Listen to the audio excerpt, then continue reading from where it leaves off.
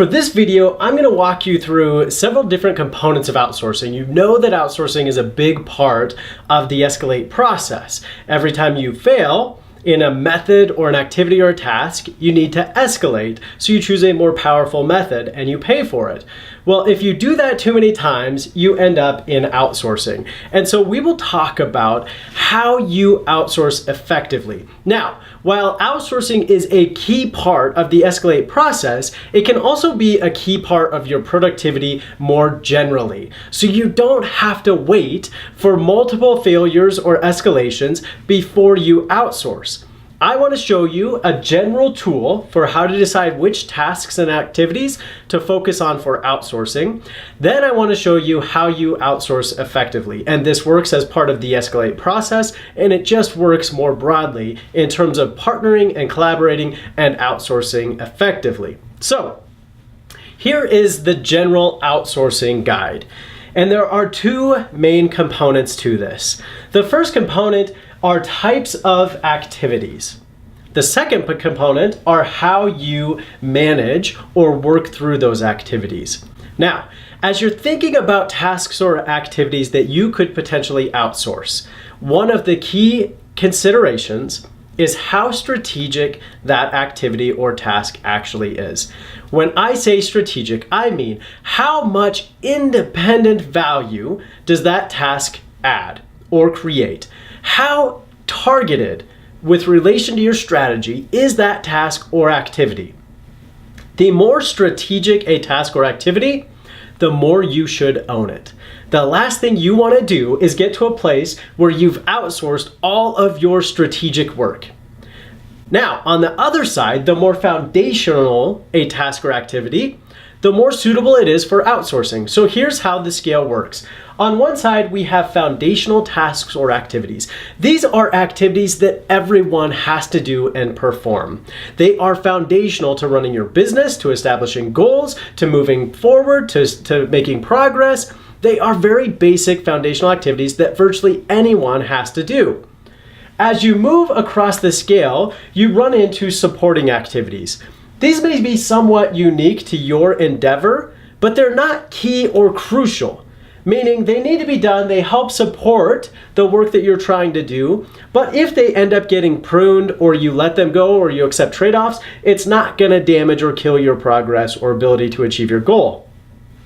Then we get to enabling activities. These are activities that don't directly impact your strategy. They don't directly create value, but they have to be in place to enable a strategic or more value-add activity to be performed. So you cannot easily get rid of them because they're enabling the most value-creating activities. So we have foundational, supporting, enabling, and strategic.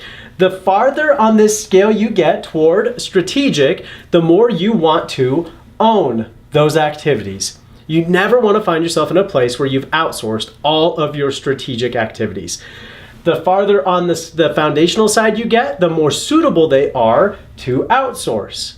Now, in between, when it comes to supporting and enabling, those may be suitable activities to outsource, but if you do it, you still want to manage those activities. Because if you outsource enabling activities but you don't manage it, you may not actually get the inputs that you need to produce strategic work. So on this side we have foundational. Again, these are activities that are just very basic. Things like scheduling. Anybody can schedule and everybody needs to schedule. So you may outsource that. But if it's strategic, maybe that's the actual content. Maybe if you're producing courses or something, that's the actual content. It's the thought behind it. Maybe it is the customer relationship. Maybe it is your personal relationships. So you don't want to outsource those things. So as you're looking at activities to outsource, more broadly than just the escalate process, consider, is it foundational, supporting, enabling, or strategic? And based on where it's at, consider, is it best to completely outsource it? Should I manage it because it needs to be done a specific way? Or do I need to own it because it is a strategic activity? Now, one more way to look at this is to think about the value of your time.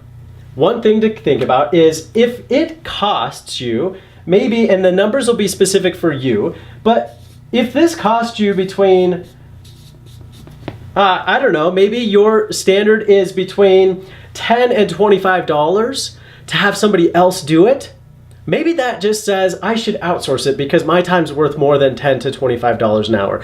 Now, that could be different for you. Maybe your time span is $1 to $5. Maybe your outsource level is $200 to $500. The amount is specific to you, but something you need to ask is how much is my time worth? And if it falls within a specific range, maybe I need to consider just outsourcing it because my time can be better spent other places. In terms of managing it, this is still a component of outsourcing, but you're giving some time and attention to it. So you would have another level of value here that says if it falls in this range, then I outsource but I manage. So for you, maybe this is between $10 and $25, I outsource. If it's between $26 and $150, maybe I manage. And then if it is 151 plus, then I own it. Now, your numbers need to be specific to you. For some people, these may be much bigger. For some people, they may be much smaller. But it's another way to consider what type of activities you should be outsourcing. So this is just a general outsourcing guide to help you consider where you can gain productivity and efficiency by leveraging and using outsourcing as a very powerful tool.